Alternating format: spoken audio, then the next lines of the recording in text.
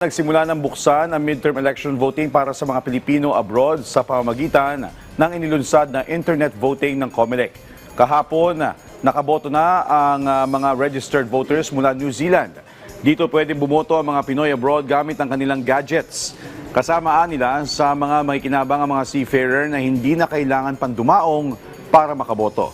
Ayon sa COMELEC, 77 posts ang nakalaan sa online voting habang 16 naman ay nasa mga embahada at consular offices. Sa ngayon, nananatiling bukas ang registration na inaasahan tatagal hanggang May 7.